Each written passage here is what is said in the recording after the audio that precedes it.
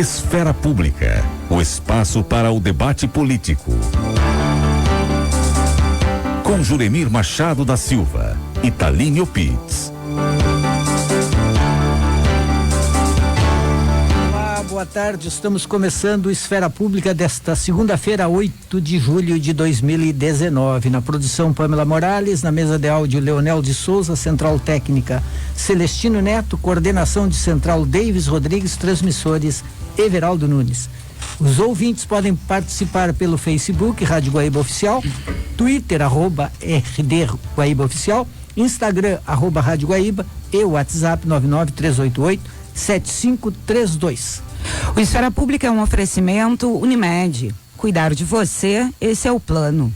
CEPER Sindicato, a força da escola pública em nossas mãos. A Durg Sindical, em defesa dos institutos federais e das universidades públicas. Sindibancários, diga não à reforma da Previdência. E Sindifisco RS, auditor fiscal, menos sonegação, mais receita para a sociedade gaúcha. Esse programa nós dedicamos então a dois gênios, dois monstros. O João Gilberto, que partiu, maior de todos aí na música brasileira, a meu ver, e de muita gente, e o Edgar Morin, sociólogo, pensador francês, que hoje está festejando 98 anos de idade. Firme no Twitter, palestrando, outro dia palestrou em São Paulo, no Rio de Janeiro, outro dia foi encontrar o Papa em Roma, está a toda, aos 98 anos de idade. Grande Morin. Grande Morin e grande João Gilberto. E nossos convidados desta primeira parte, o deputado federal pelo Partido dos Trabalhadores, Elvino Bongás, e o pesquisador, engenheiro, ex-petroleiro, autor do livro A Importância do Refino para a Petrobras e para o Brasil, Paulo César Ribeiro de Lima. E tem uma razão de por que nós os convidamos, e eu vou pedir para o deputado Elvino Bongás explicar isso bem direitinho. Boa tarde. Boa tarde, Juremir. Boa tarde, Thaline. Boa tarde, Paulo César Ribeiro Lima. Paulão, né? O Paulo é conhecido como Paulão, né? Então, engenheiro da Petrobras, também trabalhou no Banco do Brasil, no Banco Central. O seu trabalho, tanto no doutorado e mestrado, né, foi muito numa área de pesquisa para exploração de petróleo em águas profundas, né? E falando em águas profundas, nós lembramos do pré-sal, né? Que é um tema tão importante. E o motivo pelo qual, Thaline e Juremir, nós o convidamos, junto com a FUP também, que é a Federação Única dos Petroleiros, é que o governo Temer, à época, fez um projeto de desinvestimento. Era um decreto de desinvestimento. E a Petrobras aproveitou esse decreto de desinvestimento para colocar a Petrobras em liquidação. É disso, na verdade, que nós estamos tratando. E entre a liquidação estão as refinarias. E o estudo do livro, inclusive eu fiz questão de trazer um livro que eu tenho autografado do Paulão aqui, que é a importância do refino da Petrobras no Brasil, né?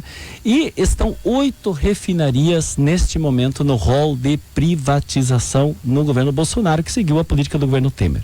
Bom, nós sugerimos, e os nossos deputados aqui no Rio Grande do Sul, tanto o deputado Jefferson Fernandes, a deputada Sofia Cavidão, nas comissões da Assembleia Legislativa, o deputado Pepe Vargas, que também vai organizar uma frente parlamentar em defesa da Petrobras e do refino serem públicas, nós teremos uma audiência pública agora no final da tarde na Assembleia Legislativa do Rio Grande do Sul, com a presença, né, do professor e engenheiro Paulão. Então, esse é o objetivo, é nós debatermos esse tema da conjuntura, que é a privatização, que no nosso entender é a liquidação, é o enfraquecimento, e que poderá, e atenção, queridos ouvintes, poderá trazer para nós custos mais elevados do diesel, do gás e principalmente da gasolina. E aí eu quero ter a oportunidade de agradecer muito Juremir e Thaline, para que o próprio Paulão possa dialogar conosco, ele que é especialista na área, tem estudado com profundidade esse tema, e nós não queremos que nem seja privatizado,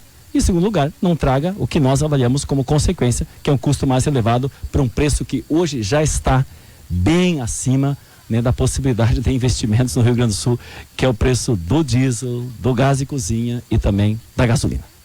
Paulo César Ribeiro de Lima. Paulão, boa tarde. Boa tarde, Juremir. Prazer estar aqui. Boa tarde, Thaline, viu? Com muita honra, com muita alegria a gente está aqui hoje, viu? A Petrobras agora ela já está bem de saúde e está recuperada, porque os ouvintes imediatamente aqui, quando eles ouvem falar de Petrobras, eles já se manifestam. Ela tem que perguntar ao Paulão sobre Passadina e a destruição da Petrobras. Na realidade, né, a Petrobras, ela nunca esteve em má situação financeira, econômica, né?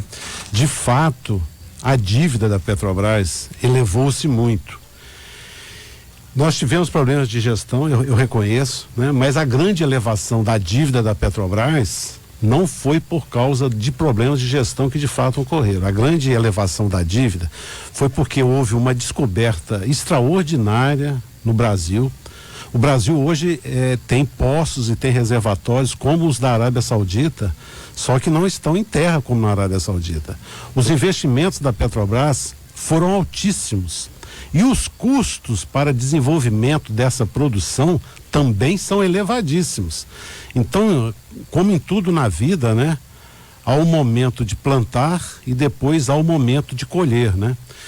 Então foi plantado, os investimentos no pré-sal foram altíssimos e a produção agora já é altíssima. A produção no pré-sal já é maior que a produção no pós-sal. E estão colhendo os frutos da produção no pré-sal, não quem plantou, né? Um governo que de fato é privatista, né? Está colhendo os frutos da grande produção no pré-sal, e eu diria até mais, eu diria que o pré-sal só foi descoberto porque a Petrobras é uma empresa estatal. Eu participei das descobertas da Bacia de Campos e eu sinto parte do desenvolvimento no Brasil, né, de produção em águas profundas. Fiz doutorado, fiz mestrado, fiz doutorado na Inglaterra, exatamente em produção de petróleo em águas profundas. Eu sou parte dessa história, né? Então a Petrobras é a única empresa do país que é referência internacional, que tem talvez o melhor centro de pesquisas do mundo na área de produção de petróleo.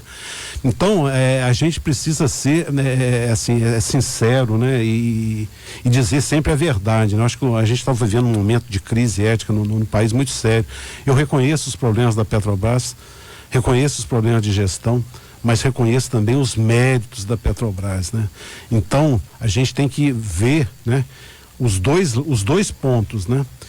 A dívida da Petrobras já se reduziu muito, né? Então, se a gente tinha lá 400 bilhões de reais, hoje a gente já está na faixa aí de 150 a 200 bilhões, já houve uma redução praticamente pela metade, por causa justamente da produção do pré-sal, que é o momento que a gente está colhendo.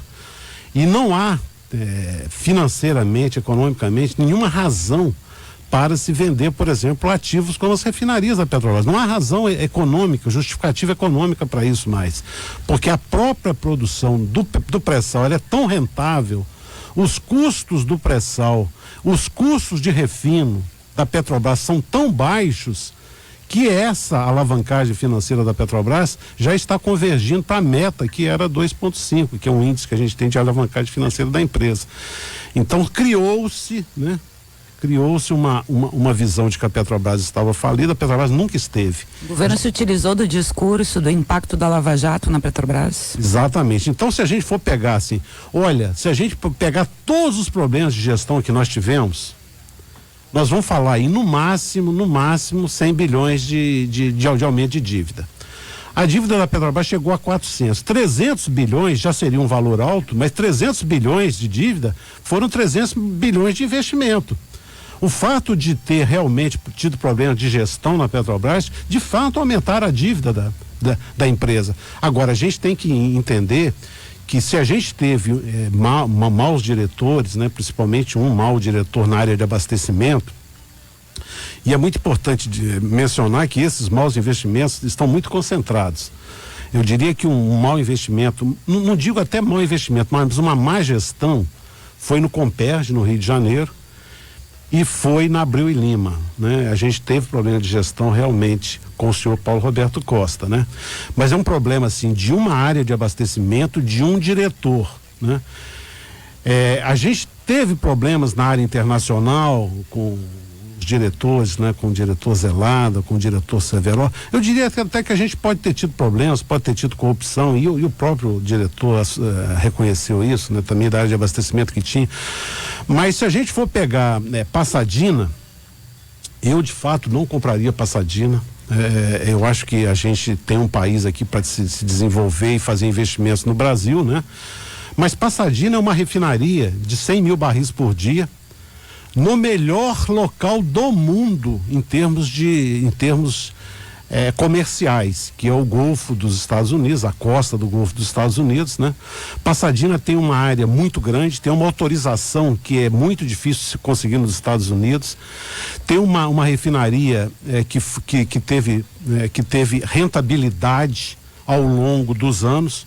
Então, se Passadina teve receitas de 2008 até 2018, quando ela foi vendida, se você somar as receitas de Passadina com o que a Petrobras apurou, né, quando ela vendeu Passadina, e na minha visão ela vendeu por um baixo valor, Passadina não foi um bom negócio, mas não chegou sequer a dar prejuízo para a Petrobras, né? Então isso é matemática, isso aqui não é ideologia, né? Agora, a rentabilidade desse investimento em Passadina foi alta? Não. A gente ficou praticamente no 0 a 0. Se a gente tivesse investido no pré-sal, ou em refinaria até no Brasil com uma boa gestão, eu não diria que Passadina realmente é um bom investimento. Mas Passadina está longe de ser o que a imprensa brasileira sacramentou como sendo, né? Eu reconheço os problemas, digo que não faria, mas Passadina também não é. A gente no Brasil, né? A gente vive um momento onde você cria, né? Você inventa verdades, né? E passa a ser uma verdade que não é técnica, é uma verdade política, né? Paulo, eu tenho Thalina e Juremir, uma palavra que eu tenho ouvido muito: nós precisamos fazer a privatização porque daí vai ter concorrência. Como se a empresa que viesse a ser privada, se instalar, por exemplo, no Rio Grande do Sul, faria uma outra Refap, e aí a Refap atual faria concorrência com a empresa a se instalar. Isso é um raciocínio totalmente equivocado, porque não vai se instalar uma outra refinaria, vai se ter uma refinaria que era estatal que vai ser privada. Eu gostaria que Paulo pudesse aprofundar melhor esse tema do que é a concorrência, o monopólio regional, e de que forma isto pode acarretar em preços mais elevados no final para o consumidor. Eu até recomendo, né, as pessoas que tiverem mais interesse, né, tem um estudo técnico do BNDES, Banco Nacional de Desenvolvimento Econômico e Social, de 2018, né, onde está muito claramente colocado, né, isso é técnico, né, e essa é a minha visão, né, que as refinarias no país, o parque de refino que foi construído no país por uma empresa monopolista, que era a Petrobras até a lei de 1997, né? Ele é um parque de refino onde não há competição. O que existe, eventualmente, é suplementação. Então, nós temos no Rio Grande do Sul um monopólio regional constituído por um terminal, que é o terminal em Tramandaí, que tem os dutos ligando até a Refap. As distribuidoras estão todas em voltas da refinaria e você tem o mercado do Rio Grande do Sul. Isso é um monopólio regional construído pelo monopólio estatal do petróleo no Brasil. Depois você tem o mercado Santa Catarina, Paraná. Eles não são concorrentes. Então não vai haver concorrência, não vai haver competição. São monopólios regionais, Rio Grande do Sul, monopólio regional Santa Catarina e Paraná, com um agravante seríssimo. Esse monopólio regional, né, ele pode ser utilizado em benefício da população brasileira, do povo do Rio Grande do Sul. Por quê? Porque a Petrobras tem baixíssimos custos de extração e produção de petróleo. tem baixíssimos custos médios de refino. Então, o custo total de produção no pré-sal em 2018 foi de 34,6 dólares por barril. Isso o custo do petróleo. Então, o custo da matéria-prima para a Petrobras é 34,6. O custo médio de refino da Petrobras, e esse é praticamente o custo também de médio de refino da Refap, é de apenas 2,5 dólares por barril. Então, nós estamos falando em custos aqui abaixo de 40 dólares por barril. O que vai acontecer com uma empresa privada? A empresa privada, ela não vai ter o petróleo nesse custo. Ela vai ter que comprar o petróleo, porque se a gente vai privatizar metade do parque de refino, nós estamos falando em 1,1 milhão de barris por dia. Nenhuma empresa privada produz. Quem produz 2,2 milhões de barris por dia é a Petrobras. Então essa empresa, as empresas que comprarem as refinarias, vão comprar petróleo, sabe de quem? Da própria Petrobras. A Petrobras hoje, o preço de exportação, nós estamos falando aí em 65 dólares por barril. Né? Então, o custo da matéria-prima para o comprador da Refap vai ter um aumento. A gente sai aí de um custo de 34,6 para um custo de 65. O custo médio de refino da Petrobras é baixíssimo, por quê?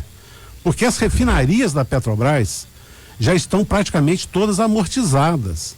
Então, o investimento mais recente aqui, que foi um aumento importante de refino, de capacidade de refino da Refap, foi em 2006, nós estamos em 2019.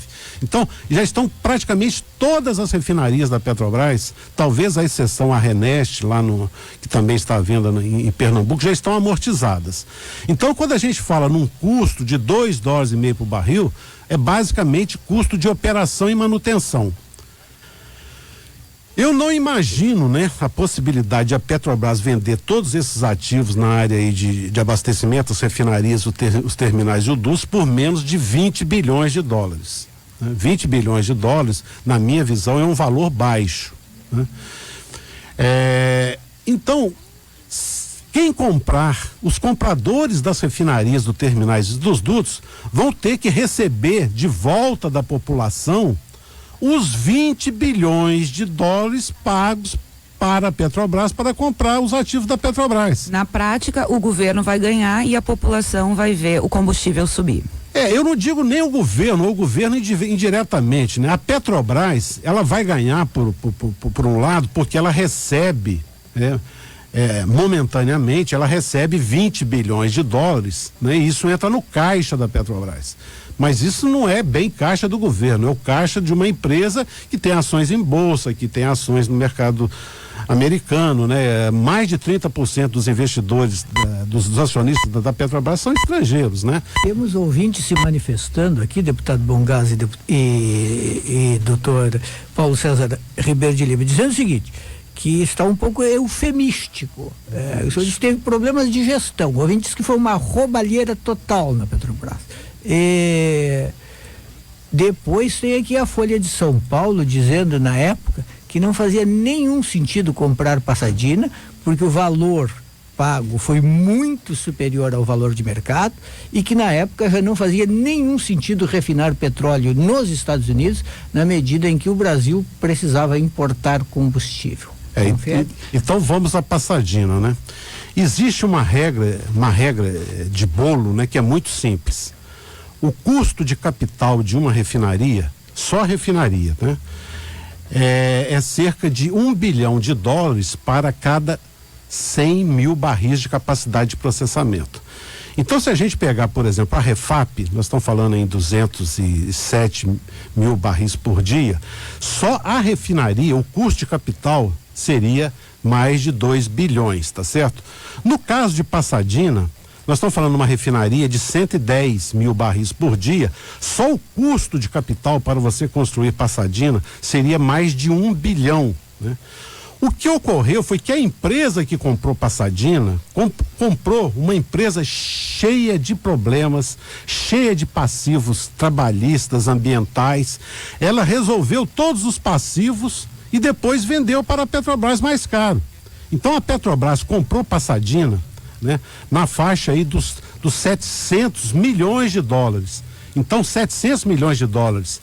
A Petrobras, na época, ela só comprou metade, inicialmente ela só comprou metade de Pasadena, então ela pagou aí coisa de 350 milhões de dólares. Então, só por aí você vê que o custo de Pasadena, só o custo de capital de Pasadena já seria mais de $1 bilhão, né? Então, fazia todo sentido, assim, financeiramente comprar Pasadena. Por quê? Porque nós, né, temos limitação para refinar o petróleo pesado da Bacia de Campos. E Pasadena foi comprada para refinar o petróleo pesado da Bacia de Campos. Eu reconheço que o sócio, né, foi muito mal escolhido. Era uma empresa que não teve interesse em fazer o investimento que precisava ser feito em Pasadena e as adaptações para que Pasadena pudesse refinar o petróleo de Marlim, mas em termos de negócio, né, Pasadena está longe de ser um absurdo. É você comprar uma refinaria no melhor lugar do mundo para refinar o óleo pesado do Brasil, né? Então não tem absurdo nenhum. Agora, Pasadena, a gente houve depoimentos que receberam propina, né? Agora, é muito importante. Por que eu separei bem propina de problemas de gestão, né?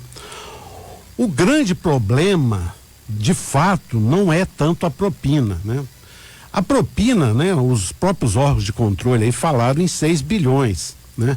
Mas, só para vocês terem uma ideia, a Petrobras fatura anualmente 300 bilhões. Então, o faturamento da Petrobras é muito alto. Eu não estou aqui defendendo propina de maneira nenhuma. Eu trabalhei na Petrobras tantos anos, né? Então, eu fui um grande crítico à maneira como se gerenciava, como se comprava na Petrobras, né? Nesse período. Então, agora, o grande problema, né, não é a propina propriamente dita. O grande problema do Comperj foi a propina no Comperj para o senhor Paulo Roberto Costa? Não foi. O grande problema no Comperj foi a gestão do senhor Paulo Roberto Costa, como ele geriu aquele empreendimento. Aí sim, isso é um prejuízo e a gente pode chegar aí a valores muito altos do prejuízo do Comperj. Mas isso é problema de gestão.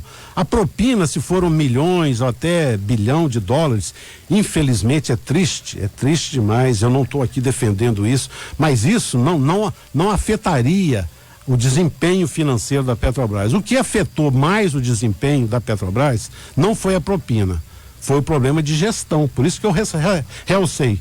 Problema de gestão é uma coisa, propina é outra. Vamos fazer um intervalo. Sindibancários, diga não à reforma da Previdência. APSEF-RS, Associação do Pessoal da Caixa Econômica Federal do Rio Grande do Sul, coragem para construir o bem comum. Sindifisco-RS, auditor fiscal, menos sonegação, mais receita para a sociedade gaúcha. Educação pública de qualidade para o desenvolvimento regional sustentável. O ERGS, o nosso orgulho é formado aqui. Campanha A do ERGS informa a hora certa. 25 para as 2. Nós vamos ao intervalo ouvindo João Gilberto. Já voltamos.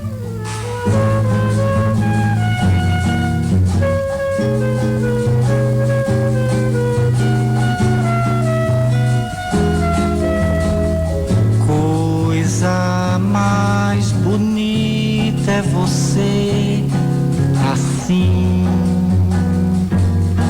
justinho você, eu juro, eu não sei por que você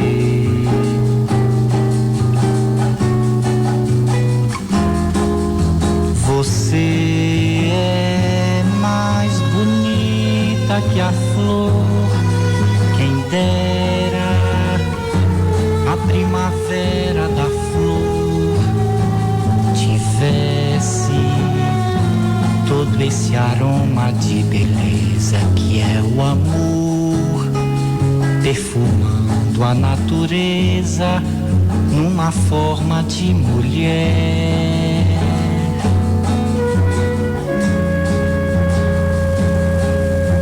Porque tão linda assim não existe a flor, nem mesmo a cor não existe, e o amor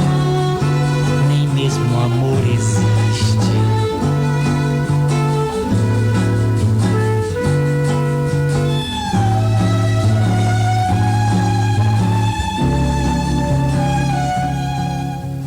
Eu passo a semana inteira no escritório. Sinto falta do sol, de andar, ainda mais agora que eu tô grávida, né? Eu como muito mal, mesmo trabalhando em casa. Só que eu tenho uma filha, né? Então eu preciso mudar isso. Dar aula me toma muito tempo. Eu preciso voltar a correr, mas estou sempre adiando. Mudar um hábito não é fácil, mas é possível. Você só precisa se colocar na agenda. E a gente pode te ajudar nisso. Saiba mais. www.mudeumhabito.com.br. Atenção, povo gaúcho. Temos um governador intolerante, cruel e autoritário. Professoras e funcionárias de escola estão sendo oprimidas, ameaçadas e perseguidas. Contratados em tratamento de saúde, gestantes estão sendo demitidos. Os atrasos dos salários continuam e há 4 anos não temos reposição salarial.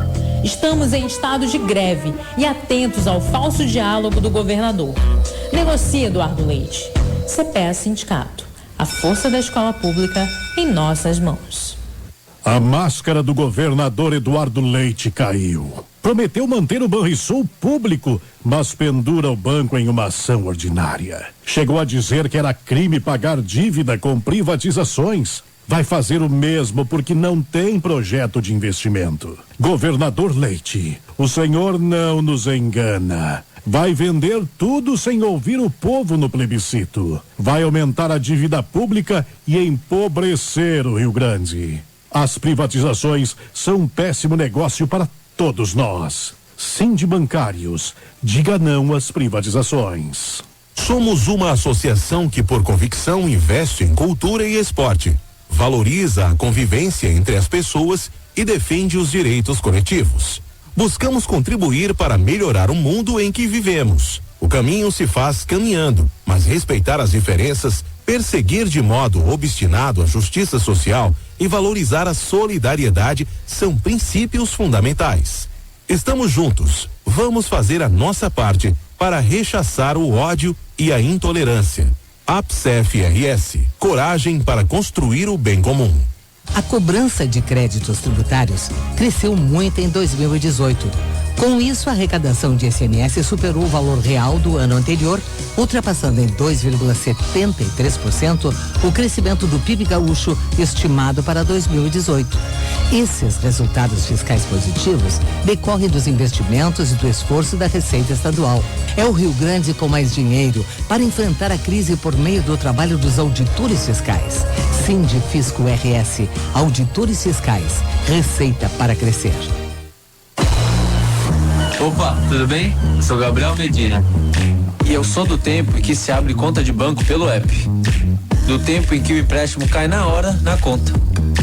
E que se fala com o banco por mensagem. Eu sou do tempo que nem preciso estar com cartão pra pagar. Aí, como é bom o tempo que a gente vive, né? Para uma geração inquieta como a nossa e para todas as outras, um banco que não para. Bradesco, abra sua conta pelo app. A matemática está em todo lugar, mas nem todo mundo vê. Se você curte e enxerga fórmulas e formas em tudo, não pode estar de fora da Olimpíada de Matemática 2019. Então, segue essa lógica. Confira se você passou para a segunda fase no site obmep.org.br e boa sorte. OBMEP, a maior Olimpíada de Matemática do mundo. Ministério da Educação, Governo Federal, Pátria Amada Brasil.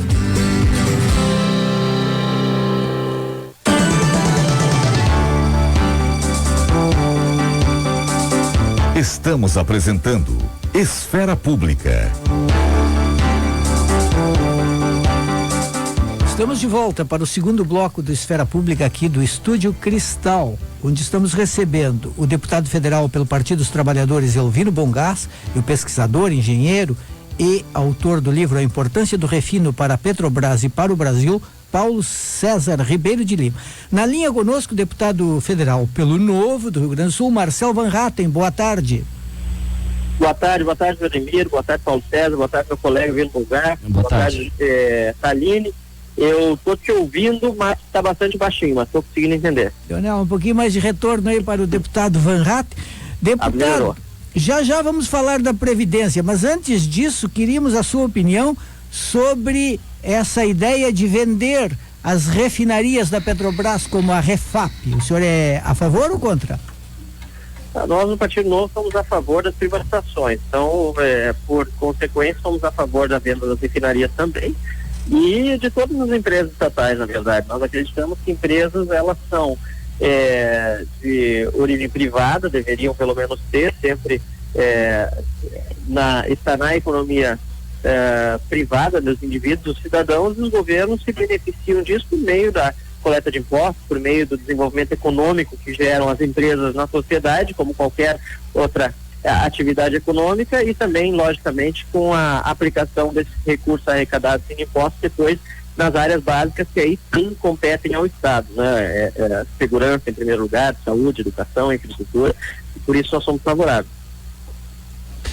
O deputado Bongás que fez uma observação. O debate que nós estamos fazendo é que o fato de nós tirarmos a presença da Petrobras da refinaria, ela pode, já que ela é da Petrobras, a nova empresa privatizada, ou talvez até uma estatal de outro país, a vir a comprá-la, ela vai precisar comprar boa parte do petróleo da Petrobras e ela vai querer ter seus lucros, e isso significa, como todas as privatizações, custos mais elevados.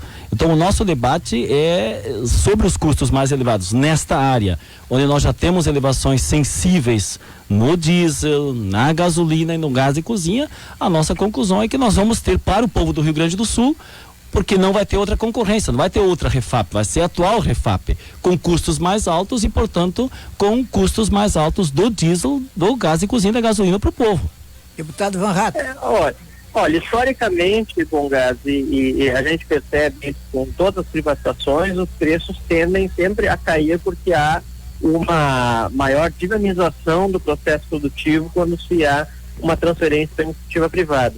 Quando isso não ocorre, é porque o preço está subsidiado, ou seja, também o povo está pagando. Ou de um lado paga pela ineficiência, quando a empresa é estatal, paga porque ela não consegue produzir dentro de um valor que seja adequado àquilo que o consumidor está disposto a pagar, por uma série de fatores, ou se o preço é realmente mais baixo, ele está sendo artificialmente oferecido no mercado, porque há de outro lado um subsídio, que significa que todos os cidadãos pagam a mais, né, por meio do dinheiro que sai dos seus bolsos em impostos, para cobrir o rombo ou a ineficiência da empresa pública. A iniciativa privada, sempre que assume um serviço antes prestado por uma empresa pública, consegue dinamizar os processos, consegue estabelecer uma cultura de meritocracia, trazer novas tecnologias que normalmente não estão presentes em empresas públicas. Então, nós divergimos nesse ponto. A gente sabe que existem muitas divergências entre nós, há outras coisas que a gente converge. Por exemplo, aliás, eu fiquei sabendo esses dias que o senhor que é autor da proposta para acabar com a aposentadoria especial de políticos, eu achei muito bom que essa iniciativa esteja justamente junto parlamentares que estão na esquerda e contra, digamos, a reforma da Previdência, porque eu acho uma incoerência quem é contra a reforma da Previdência receber, como é o caso de outros tantos deputados, uma aposentadoria especial depois de concluído seu mandato. Então há divergência entre nós, há algumas convergências. Nesse caso das privatizações, estou contra a permanência dessas refinarias e mesmo da Petrobras, né, que no último momento tem que ser também privatizada no nosso entender. Deputado Bongás, o senhor é autor desse projeto para extinguir Sim, eu não aceitei me aposentar como parlamentar na Previdência Congressual. O senhor é o único do PT. E apresentei mais do que isso. É o único do PT. E mais do que isso, eu apresentei um projeto para acabar com a aposentadoria do deputado e do senador. Eu sempre disse, era só o Bolsonaro e os colegas aí dos deputados terem votado nesse projeto que isso nem seria mais posto. Mas só para lembrar, isso não é emenda constitucional, isso é projeto de lei. Eles jogaram isso na emenda. Projeto de lei, exatamente. Isso, eles jogaram. Hoje nós estamos com esse problema na PEC 06, né? Que está em discussão na reforma da Previdência, e de novo, dou os parabéns ao deputado por propor essa extinção, né, e a devolução do dinheiro já pago pelos deputados que fazem parte do Plano de Seguridade Social do Congresso, porque existem deputados que querem sair do plano, né, mas eles não estão dispostos a abrir mão de tudo que já contribuíram, porque já durante muitos anos pagaram, né, o valor da aposentadoria especial, e se saíssem hoje, por exemplo, do plano, não receberiam nada de volta porque não tem previsão legal. A minha proposta pelo deputado Elvino Bongás tem o nosso apoio, porque essa lei justamente permite que esses valores sejam devolvidos. Acho que é justo, né? A pessoa já contribuiu, pode receber de volta, assim como eu acharia justo se o cidadão pudesse pedir de volta para o INSS todo o direito por que isso, já pagou em contribuições, né? Por isso, todo o dinheiro que eu já paguei em contribuições do INSS, eu preferiria receber de volta, colocar numa previdência privada, num sistema de capitalização privado, e depois não ter direito ao benefício do INSS quando se aposentar. Sem certeza que o cidadão gostaria disso, de ter essa opção. E o deputado Elvino Bongás, com o seu projeto de lei, está permitindo aos deputados terem essa opção, salvo o melhor juízo. Inclusive, a gente sempre diz, né, Bongás, nós somos uma bancada independente na Câmara. E a gente discorda, por exemplo, da atitude do hoje presidente Jair Bolsonaro de ter requisitado a aposentadoria especial. Acho que seria um impacto ainda maior as manifestações dele a favor da reforma da Previdência se ele não tivesse recebido a aposentadoria especial. Por outro lado, ele também está nesse caso que não conseguiria devolver ou melhor, receber de volta o dinheiro já pago em aposentadoria especial ao longo dos últimos anos. Mas não vai criar um privilégio para os deputados, porque quem é do INSS, se não completar o tempo necessário de contribuição, não se aposenta e não recebe de volta. Por isso que eu nem entrei no sistema e eu fiquei no INSS. Eu vou me aposentar no INSS, como qualquer cidadão. Só que eu quero lembrar para todos os ouvintes o seguinte: o fato do Bolsonaro e do Temer colocarem esse ponto na reforma da Previdência é para enganar o povo. Por que enganar o povo? Dizer que vão tirar privilégio, no caso dos deputados, era só votar no meu projeto. O Bolsonaro podia ter votado no meu projeto, o Bolsonaro ia se aposentar com mais de 30 mil reais. Que infelizmente isso que acontece. Todos os que querem tirar o direito para o trabalhador se aposentaram cedo e alto.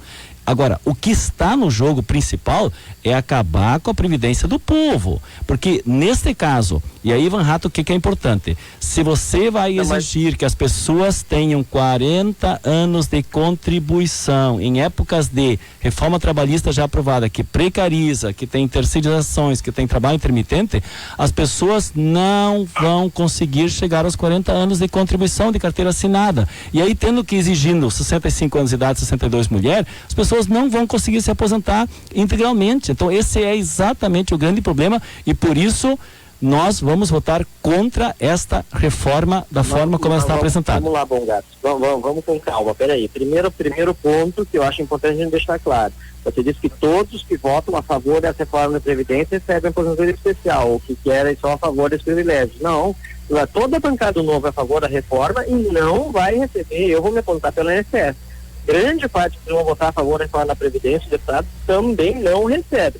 Assim como do outro lado, também tem muitos colegas seus, né, inclusive do Rio Grande do Sul, não lembro de cabeça toda, Maria do Rosário, outros deputados, enfim, eu nem vou fulanizar a coisa, né, mas que vão receber a aposentadoria especial e estão votando contra a reforma da Previdência. Uma coisa é uma coisa, outra coisa é outra coisa. O que esse projeto de lei faz, aliás, essa PEC faz, é determinar que a partir do momento da sua aprovação, não tenha mais plano especial para deputados se aposentarem. Isso está na PEC e isso é sim um combate a privilégios. Além disso, a PEC está diminuindo também o tamanho dos recursos que vão receber depois da aposentadoria. Muitos dos que hoje recebem verdadeiras boladas, se nós fôssemos trazer a valor presente corrigido tudo que um aposentado, por exemplo, do Serviço Público Brasileiro recebe depois no momento que requer o seu benefício. Hoje, na Previdência Pública... Essa lei já é antiga, né, Van Hatten? Essa lei já é antiga. O valor do subsídio que o povo paga, né, que nós completamos como cidadãos com dinheiro dos nossos impostos, em média, por beneficiário do INSS, em torno de 150 mil reais por indivíduo. O que significa? Que depois de aposentado, cada brasileiro se aposenta pelo INSS, em média, recebe 150 mil reais de dinheiro que não contribuiu. Por isso que o sistema é deficitário e desequilibrado. Já no setor público, a média assustem-se, ouvintes, mais do que 4 milhões de reais por aposentado do serviço público é o subsídio que o cidadão brasileiro paga entre o momento que ele requer seu benefício até o momento da sua morte. O que esse projeto está fazendo é reduzindo esse valor para em torno de 1,5 milhão, que ainda é uma aberração. Mas essa lei já, deputado, me desculpe. Mas, felizmente, infelizmente ainda foi aumentada agora com as novas regras de transição, que ainda não foi feito o cálculo para ver quanto vai dar, mas o fato é que essa reforma sim corta privilégios e está tentando fazer reduzir esse fosso entre quem está no serviço público e está no iniciativa privada. E para concluir, já na iniciativa privada, dos 150 mil que era em média o subsídio, vai ainda aumentar para pouca coisa, 150.500, uma coisa assim. Os dados corretos tem na Secretaria Nacional da Previdência e são super bem divulgados. Mas, deputado, é sobre esse tema de igualar os tetos do serviço público com o do regime geral, do executivo, do legislativo, isso não trata nessa PEC, porque isso já é lei.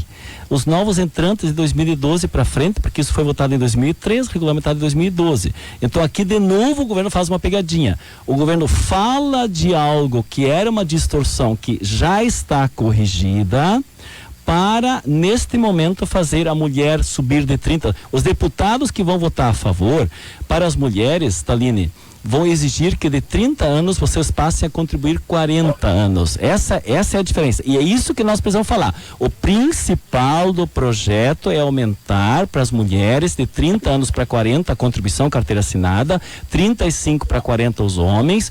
E aí eu quero repetir. Hoje, com 40 anos, hoje já é difícil as pessoas se aposentar, as pessoas se aposentam com 15 anos de contribuição, que agora vai para 20 anos de contribuição. E daí, com 20 anos de contribuição, pouca gente se aposenta. Agora, para se aposentar por inteiro, tem que ter 40 anos de contribuição. Isso é o principal. E esse tema, eu quero até fazer um apelo para o colega deputado Van Hatten, que possa, neste ponto, nos ajudar. Porque eu não quero que o povo ou não se aposente ou se aposente mal. E é isso que vai acontecer se for votado a favor do jeito como querem votar. O meu apelo é sempre feito pelos números, pelos argumentos. Se os números têm demonstrado que as pessoas não estão conseguindo contribuir ao longo da vida o suficiente para aquilo que recebem depois quando aposentados. Aliás, o benefício médio do INSS no Brasil é de pouco mais de R$ 1.300, sendo que quem não tem condições de contribuir ao longo da vida recebe o salário mínimo, que é de em torno já um pouquinho menos do que R$1.000, o que está muito perto do valor que recebe quem contribuiu muitas vezes uma vida inteira. Isso é muito injusto, isso o PT não gosta de falar. Não gosta de demonstrar que há um desincentivo às pessoas para que contribuam para o seu próprio futuro. E quer dizer que todo mundo pode ganhar tudo de graça. E não é assim. Quem trabalha, quem produz, acaba pagando por quem não trabalha e quem não produz. As pessoas estão vivendo cada vez mais, as pessoas cada vez mais estão chegando à idade de 65, 80 anos de idade. Não temos idade mínima, temos idade mínima de 65 e 62 para homem e para mulher. É uma idade muito razoável, muito abaixo da idade mínima de muitos outros países que têm uma expectativa de vida semelhante ao do brasileiro, e a gente precisa fazer no Brasil que a cultura do trabalho, da poupança própria, seja uma cultura que prevaleça. E isso é uma cultura de justiça. O nosso sistema previdenciário é tremendamente injusto. Se a gente separa por mulher, separa por toda essa muitas vezes essa demagogia, eu vou usar essa palavra que é um pouco forte, né? Mas para buscar grupos específicos, é claro que vai parecer que nós estamos cometendo injustiça, mas é o contrário, estamos cometendo justiça, fazendo justiça para que todos tenham uma aposentadoria digna, porque do jeito que está o sistema previdenciário hoje, a Dilma sabe, o Lula sabia, não tem como pagar os benefícios do futuro, porque eles também quiseram fazer a reforma da Previdência e no fim das contas não conseguiram fazer como gostariam. E para concluir, sobre a questão de já estar corrigido daqui para frente, a gente precisa lembrar que daqui para trás tem um monte de gente que também vai acabar recebendo uma aposentadoria, mas muito maior do que aquilo que foi contribuído. E essa situação também tem que ser corrigida. Se a gente não fizer essas correções, a gente vai acabar não tendo dinheiro para segurança, para saúde, para educação, que hoje juntos respondem por 15% do orçamento federal, enquanto 52% para pagar a aposentadoria. Em 5, 6 anos esse número vai subir para 75%, 80%, não vai ter dinheiro para saúde, para educação, para segurança, para nada. Então nós temos que ser responsáveis com o futuro e por isso nós somos a favor da nova tributação. E nós somos contrários exatamente porque não queremos ser responsáveis, porque hoje um trabalhador 84% recebe até 2 salários. Esse hoje, com 20 anos de contribuição, ganharia 1.800. E na nova proposta que o Bolsonaro e os que vão votar a favor vão tirar R$600 de cada trabalhador, homem e mulher. 1.800 para 1.200. 1.800 para 1.200. Isso nós temos que falar. E aqui é sim, é a maioria. É 84%. Então, esta reforma do Bolsonaro vai tirar da maioria do povo. Eu repito o número, é estatístico. 84% pela fórmula de cálculo 1.800 e vai para 1.200. Não, agora ouça, porque você apresentou números, eu vou apresentar os números que são do Ministério da extinta Previdência, né? Porque extinguiram o Ministério da Previdência, hoje é da Economia. 84% recebe até 2 salários, até 2 salários, 1.800 receberia hoje, com a proposta que, espero que vocês não votem, mas parece que querem votar, se aposentam com R$600 a menos por mês. E aí eu faço uma pergunta: quem com R$1.200 vai ter dinheiro para fazer sua poupança, gente? Não vai ter. Essa ideia de capital, se tu tem, tu poupa, mas o povo não tem. Então isso é a falência do sistema público. Gente, é isso. Por isso que nós estamos dizendo, pessoal, acompanhem Brasília para não votarem essa desgraça do povo. Eu não quero um povo miserável quando tiver a idade mais avançada. E o que será votado em Brasília nesse momento é o seguinte: é tu não te aposentar ou te aposentar mal. Porque de 1.800, eu quero ver como é que um deputado vai explicar para o povo que o cara ia se aposentar hoje por 1.800 e no mês que vem só vai se aposentar por 1.200. E aí vai ser chamado a fazer uma poupança própria. Mas como fazer poupança própria com R$1.200? Não, vamos lá. Só temos um minuto, deputado Van Hatten. A contribuição vai diminuir para quem ganha até 2 salários mínimos de 8% para 7,5%. Mas vai aumentar o tempo de contribuição para 40 anos. Peraí. Em segundo lugar, colocado entre o momento da aposentadoria até o momento do falecimento da pessoa, vai aumentar o subsídio, ou melhor, vai aumentar o tamanho da contribuição, marginalmente, mas vai aumentar o tamanho da contribuição que a sociedade vai fazer por cada aposentado. Então, isso também precisa ser levado em consideração. Em terceiro lugar, é importante lembrar que todas as contribuições feitas pelo cidadão ao longo da sua vida, ela, em vez de financiar a sua própria aposentadoria, que é o que seria no sistema de capitalização, ela infelizmente financia o sistema atual dos aposentados, quem hoje está aposentado. E é por isso que, com menos filhos nascendo por casal, com uma longevidade maior, porque a qualidade de vida aumentou, mudam-se todo o sistema previdenciário, o equilíbrio está aí. Nós optamos lá no passado, quando fizemos o sistema previdenciário, de fazer um sistema que preserve muito mais as pessoas na velhice. A grande verdade é que hoje estão a descoberta as nossas crianças. Acaba com a ideia da solidariedade de gerações para a capitalização de dados. Está nos ouvindo? De mortalidade infantil até hoje, nós temos um sistema educacional em todos os níveis muito ruim, que privilegia quem ganha mais nas universidades. Deputado, eu preciso encerrar. É isso, eu só quero reforçar o convite para as nossas 6:30 da tarde. Então, o assunto Previdência é tão forte atualmente que ele engole qualquer outro assunto. Então pedimos desculpas ao engenheiro Paulo César Ribeiro de Lima, não foi possível continuar, porque realmente o outro assunto... Eu queria falar uma frase... Quem sabe chama intervalo, eles se despedem depois, que daí a gente não estoura. Muito bem, vem aí a Camila Diesel com o Guaíba Notícias, depois do intervalo comercial, já voltamos.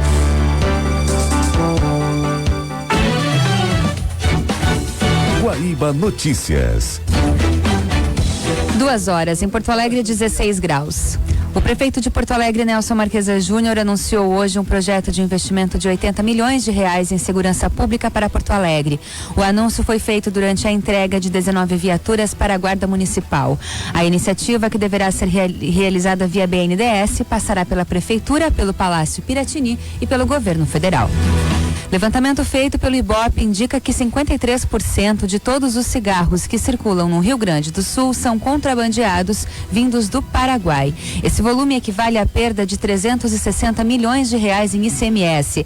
A pesquisa indica também que pela primeira vez desde 2011, a evasão de impostos no país deixam de ser recolhidos em função do mercado ilegal de cigarros será maior do que a arrecadação. Informações do trânsito.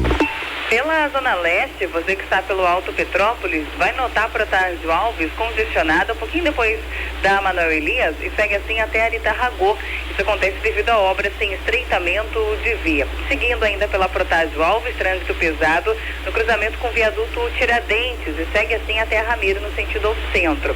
Para você que está pelo túnel da Conceição agora, atenção, a saída do túnel sentido a Sarmento Leite também, ali pertinho na Casa de Misericórdia, também está congestionada devido a obras.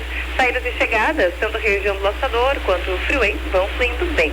Paulo Bilhar, peça agora o seu orçamento, mesa snooker residencial, mesa snooker semi-oficial, além de mesa de ping-pong e fla-flu. paulobilhar.com.br. Com as informações do trânsito, Diana Mendel. Tempo bom em Porto Alegre, agora na Caldas Júnior, 16 graus.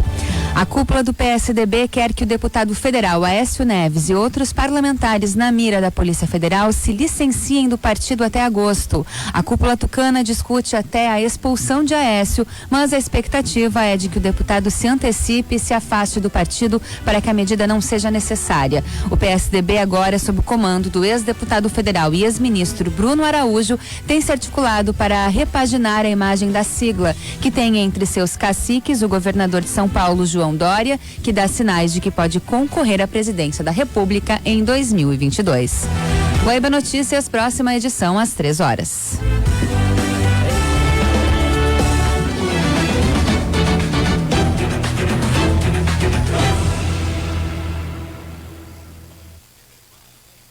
Há 20 anos no ar, 24 horas por dia, nos 7 dias da semana, a Unier conta com mais de 24 mil horas voo e já realizou mais de 11 mil remoções. Apta a operar em todo o Brasil, América do Sul, América Central e Caribe, trabalha com as aeronaves mais seguras da sua categoria. Para transporte aeromédico e táxi aéreo, chame a Unier. 0800 519 519. Unier, voando para cuidar de você. Atenção, povo gaúcho.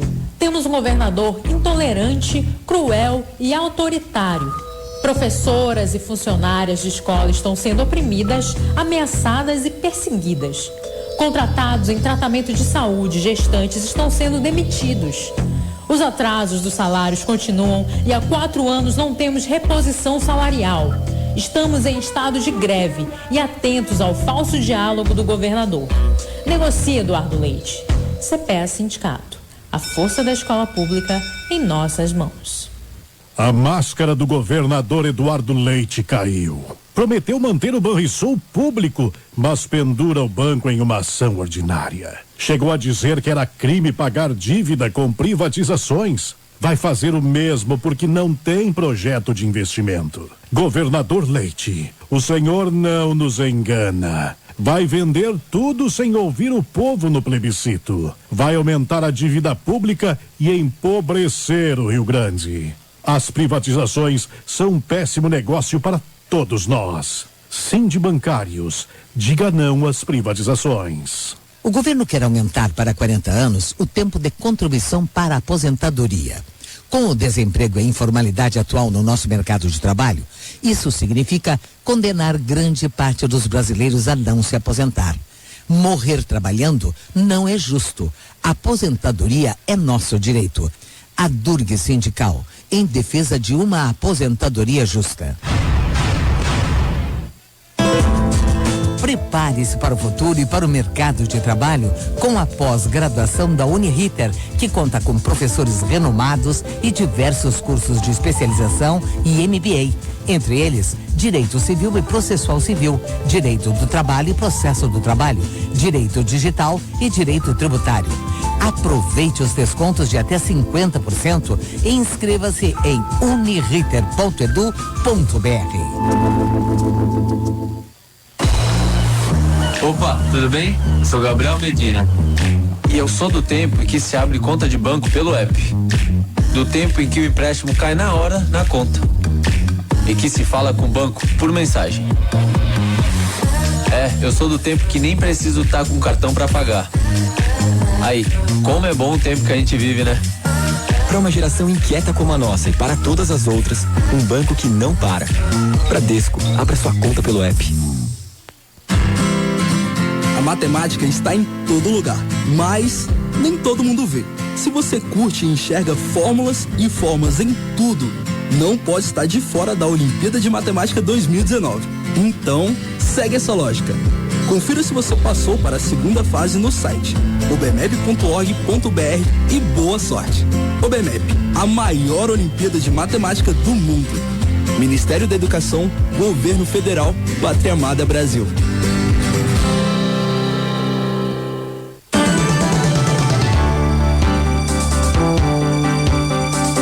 Estamos apresentando Esfera Pública.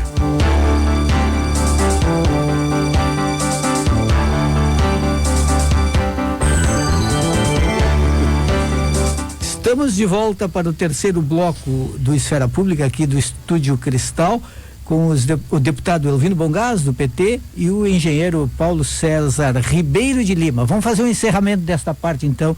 Engenheiro Paulo César, por favor. Bem, então eu queria aqui deixar uma mensagem muito clara, que aqui a gente não está tratando nem de ideologia, né? A gente está tratando de números, isso aqui é matemático, né? Se a Petrobras se propõe a vender 8 refinarias por 20 bilhões de dólares, né? Quem comprar as refinarias vão receber os 20 bilhões de dólares, mais os encargos financeiros, mais o lucro dessas empresas, né? Quem vai pagar os 20 bilhões de dólares? Vai ser você, consumidor, você que vai abastecer o seu carro. Não existe a menor possibilidade de redução do preço da gasolina, pelo contrário, isso é matemática. Matemática. Ninguém no Brasil produz 1,1 milhão de dólares para abastecer essas refinarias.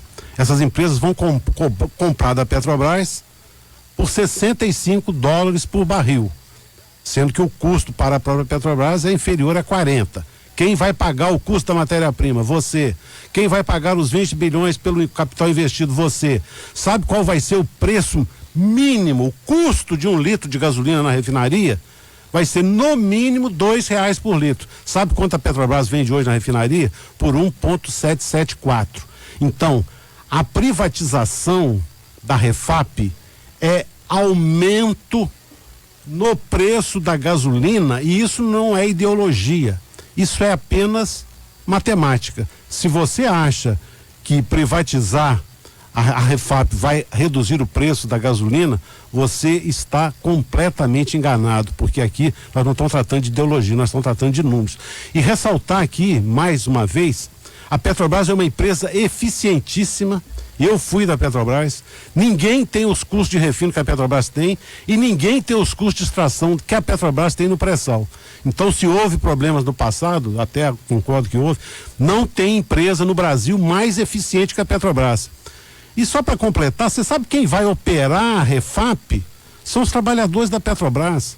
A Petrobras agora acabou de vender os gasodutos da região Nordeste. Sabe quem opera para a Engie francesa? Os trabalhadores da Petrobras. Ela contratou a própria Petrobras para operar os dutos. Então essa é uma falácia, né? Que a eficiência da Petrobras não é alta. A Petrobras é referência no mundo em termos tecnológicos, em termos de baixo custo, né? Então nós temos que ter orgulho. Agora o Brasil e o brasileiro conseguem transformar a solução. Qual é a solução? É a Petrobras produzir a baixo custo, refinar a baixo custo e vender a baixo custo. Isso é possível, isso é a solução para o problema. A Petrobras pode baixar o preço na refinaria, por quê? Porque a Petrobras ela gasta R$1,10 por litro para produzir 1 litro de diesel. Então ela pode baixar. Agora, as empresas que comprarem não vão poder baixar, porque o custo dela vai ser R$2 por litro. É impossível baixar o preço. Eu quero agradecer muito, Taline. E relembre então a audiência pública hoje no final da tarde. Isso, hoje é 18h30, numa das salas da Assembleia Legislativa aqui no Rio Grande do Sul, a presença né, do Paulão, então, que é engenheiro, que é professor, doutor nessa área, com muito afinco. E eu também solicitei audiência com o governador do estado do Rio Grande do Sul. Até esse momento falei pessoalmente com ele, inclusive. Até esse momento ainda não obtive a resposta. Qual foi a manifestação que eles disseram, a época ele me encaminhou para a Casa Civil para que eu agendasse, e eu queria exatamente podermos juntos ir falar para alertar sobre a importância. Isso é o Rio Grande do Sul, é a Refap, que é do patrimônio público, que vai ser entregue nas barbas, nossa, vamos dizer assim, como diz o gaúcho, né? Então, nós ainda não tivemos a confirmação dessa audiência. Vamos levar também para o presidente da Assembleia Legislativa, para que o poder tenha, assim, essa presença. Vamos fazer esse contato hoje com os parlamentares, agradecer ao Pepe, a Sofia e o Jefferson Fernandes, que articularam essa audiência pública dentro da Assembleia Legislativa. Então, essas reuniões nós queremos fazer. E uma homenagem, eu quero fazer um agradecimento muito especial, Julimir e Thaline, ao Paulão. O Paulão foi também consultor no Senado e na Câmara dos Deputados. Então, tem assessorado toda a Câmara e o Congresso Nacional. Foi aí que eu conheci com mais profundidade pela sua capacidade. E ele antes lembrava no intervalo aqui que precisávamos fazer uma homenagem ao Estrela. O Estrela, o nome completo dele é Guilherme Estrela. Ele foi um dos colegas, né, engenheiros do Paulão e o teu chefe, né, que descobriram, na verdade, e coordenaram toda essa engenharia pública da pesquisa em águas profundas do mar, o nosso pré-sal. Então, acho que essa homenagem ele quis render. Eu faço isso nesse momento porque ele fez esse comentário no intervalo. Muito obrigado. E o debate continua. Nós lamentamos que o Supremo Tribunal Federal, Julimir e Thaline, outro dia aprovaram venda de ativos sem passar no Congresso Nacional. Então, só a Petrobras em si precisa ter autorização do Congresso, mas as suas refinarias não. Mas elas fazem parte do complexo Petrobras e ainda sem licitação. Então, isso é lamentável. Então, muito obrigado, e daqui a pouco continuaremos esse debate. Eu carrego comigo esse livro aqui, A Importância do Refino para a Petrobras e para o Brasil, que é da autoria do nosso querido Paulão, que está hoje conosco aqui. Obrigado. Muito obrigado. Então vamos antecipar o intervalo, e assim depois a gente vai direto então até o final do programa. Nós vamos ao intervalo ouvindo um pouco mais do João Gilberto. Já voltamos. Disse alguém que há bem no coração um salão onde o amor descansa. Ai de mim, eu tão sozinho, vivo assim, sem esperança, a implorar alguém que não me quis, e feliz, bem feliz seria. Coração meu, convém descansar, soluçar mais devagar. Seu happy hour é no Chalé da Praça 15. Com mais de 130 anos de história, é o lugar ideal para tomar o chopp mais tradicional da cidade e saborear os melhores petiscos. A máscara do governador Eduardo Leite caiu. Prometeu manter o Banrisul público, mas pendura o banco em uma ação ordinária. Chegou a dizer que era crime pagar dívida com privatizações. Vai fazer o mesmo porque não tem projeto de investimento. Governador Leite, o senhor não nos engana. Vai vender tudo sem ouvir o povo no plebiscito. Vai aumentar a dívida pública e empobrecer o Rio Grande. As privatizações são um péssimo negócio para todos nós. Sindibancários, diga não às privatizações. A Associação dos Docentes da UERGS, a ADUERGS, manifesta sua discordância com a proposta de reforma previdenciária que tramita na Câmara dos Deputados, por entender que a mesma está em desacordo com as conquistas dos brasileiros. Além de reduzir drasticamente o caráter público do sistema previdenciário, direcionando seus recursos para a capitalização e futura dependência dos cidadãos em favor de operadores privados financeiros, a ADUERGS diz não à reforma da Previdência e sim ao ensino público e de qualidade. UERGS, o nosso orgulho é formado aqui. Campanha ADUERGS. A cobrança de créditos tributários cresceu muito em 2018. Com isso, a arrecadação de ICMS superou o valor real do ano anterior, ultrapassando em 2,73% o crescimento do PIB gaúcho estimado para 2018. Esses resultados fiscais positivos decorrem dos investimentos e do esforço da Receita Estadual. É o Rio Grande com mais dinheiro para enfrentar a crise por meio do trabalho dos auditores fiscais. Sindifisco RS, auditores fiscais, Receita para crescer.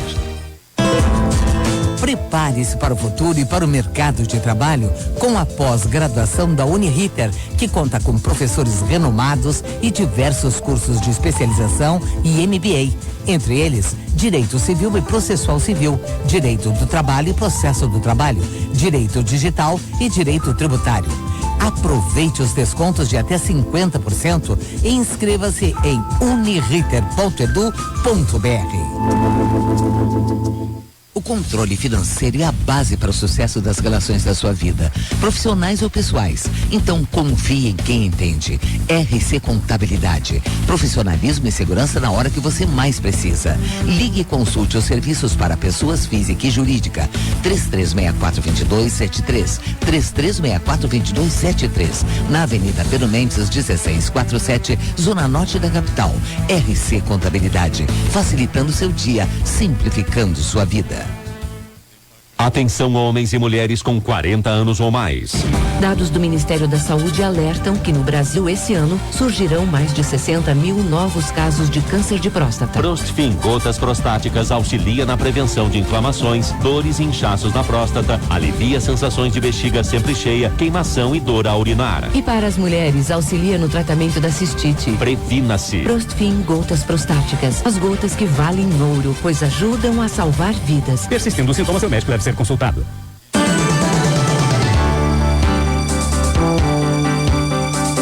Estamos apresentando Esfera Pública. Estamos de volta para o último bloco do Esfera Pública aqui do Estúdio Cristal. Atenção você que mora em Novo Hamburgo, Campo Bom, Sapiranga e Estância Velha. A partir desta sexta-feira, dia 5, você poderá assistir a Record TV RS também pelo canal 502 HD da NET. Então você que assina a NET a partir da sexta-feira, 5 de julho, já foi, assista a Record TV RS pelo canal 502 HD da NET. É a Record TV RS com ainda mais qualidade de som e imagem para você. Onde tem briga, o Esfera Pública está presente. Então tem uma briga que nós vamos colocar agora no ar, que diz respeito à exploração de carvão. Usina Pampa Sul inaugura novo ciclo das térmicas a carvão no Rio Grande do Sul. E aí, uma parte, evidentemente que a empresa e seus apoiadores estão apostando muito na criação de empregos e tudo mais. De outro lado, moradores da área não querem saber, porque alegam que vai impactar fortemente o meio ambiente. Então nós estamos recebendo Cristiano Weber, gerente de sustentabilidade da Copel, e Jairo Menegas, engenheiro agrônomo e analista ambiental. Este debate, que em parte ele já aconteceu aqui, um dia veio o Flávio Tavares, jornalista, que é parte nisso aí. Flávio Tavares tem combatido a implantação dessa nova usina. Ele veio até na época com quem? Eu acho que o ex-governador Jair Soares. Não me lembro.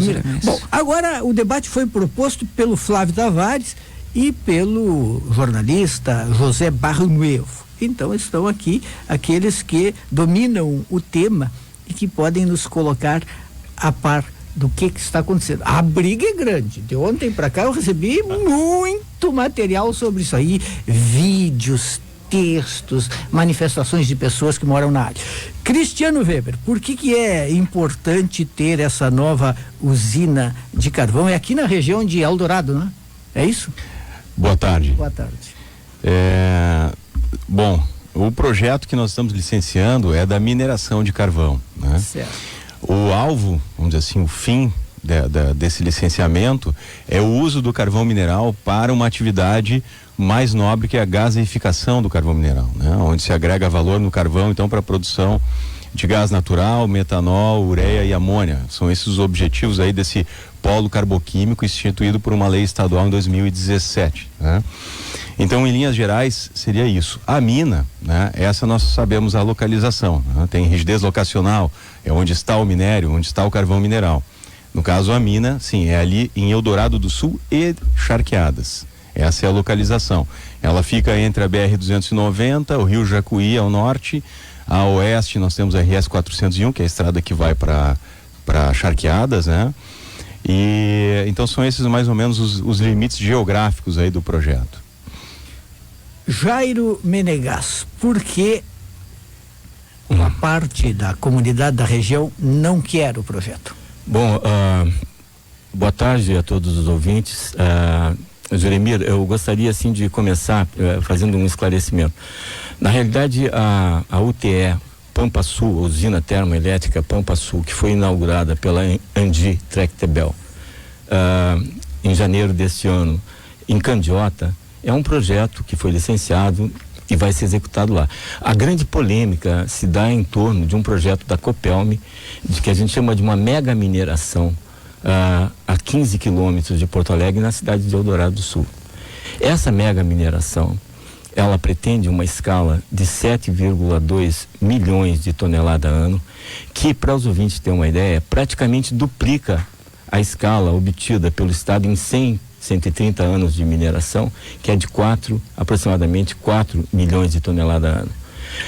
Esse projeto já seria assim o maior projeto de mineração de carvão do Brasil.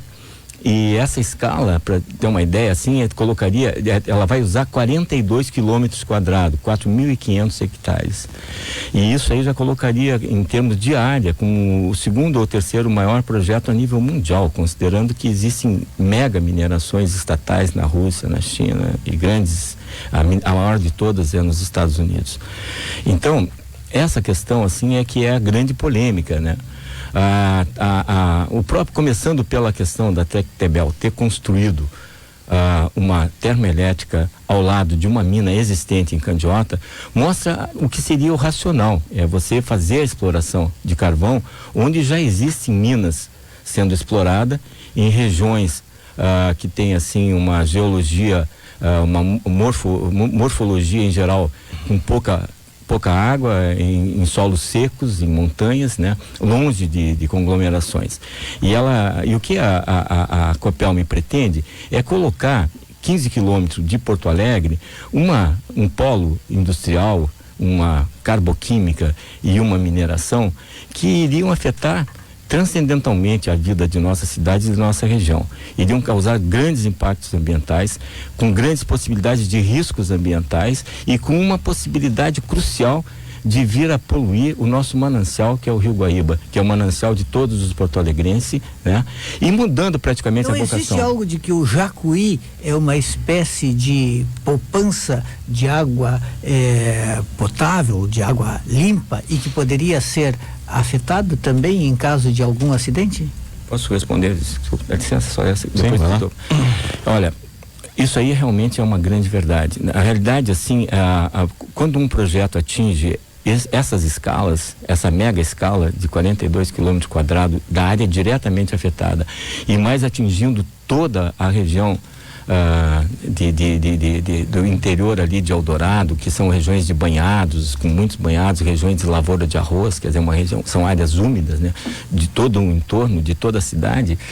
E então são grandes serviços ambientais, são 3 ou 4 serviços ambientais que são prestados. Um é assim, a área de recarga que seria assim atingida. O outro seria assim a questão da qualidade do Jacuí, que realmente ele, com a pureza e com a qualidade da água do Jacuí, se fazem as diluições das grandes, das contaminações orgânicas, né? Do Gravataí, do Rio dos Sinos e do Arroio Dilúvio. Então o Jacuí presta esse serviço ambiental. Ele é realmente assim, ele faz a dissolução das águas contaminadas dos rios que eu já citei. Então essa água ela não pode ser depreciada. Essa água ela não pode perder qualidade, porque esse serviço ambiental de diluição das cargas orgânicas seria perdido.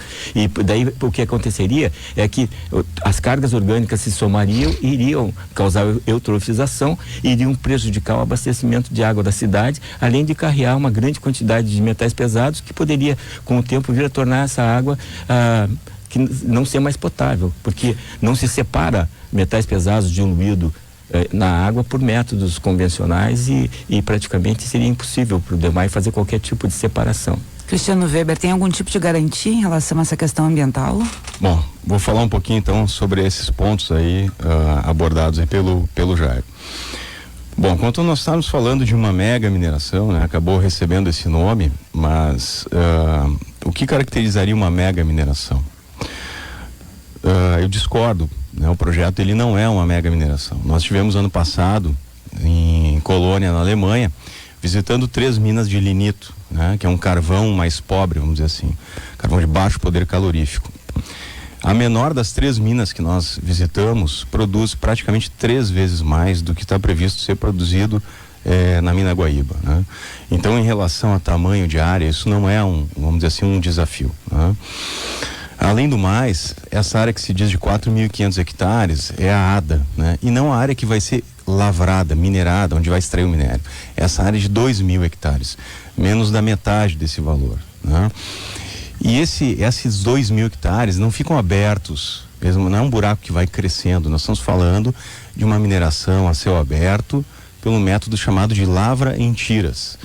Eu vou, ao mesmo tempo que eu vou minerando, eu já vou recuperando, porque o carvão ocorre numa camada. À medida que eu tiro o carvão da parte no fundo onde ele está, eu já vou utilizando, vou abrindo o próximo buraco, vamos dizer assim, e utilizando o material que estava em cima desse carvão para fechar o buraco anterior. Na mesma ordem, empilhamento, na mesma ordem que eles estavam na natureza. Então vai ser um buraco, vamos dizer assim, em torno de 100 hectares que vai se deslocando no espaço ao longo do tempo, e não um buraco de 4.500 hectares, tá?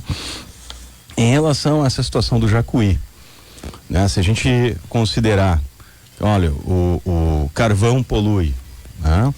Então o Jacuí será poluído. Só que entre o potencial poluidor, e não só do carvão, de qualquer atividade econômica, né? A nossa simples existência aqui, né? Existem banheiros aqui nesse prédio, quando se dá descarga, né, sanitária, isso deveria estar indo para uma estação de tratamento de efluentes, né? Então, quando eu tenho a estação de tratamento de efluentes, né, que Porto Alegre praticamente não tem, né, eu faço o tratamento e o lançamento então desse efluente dentro dos padrões ambientais, né? E na mineração é a mesma coisa.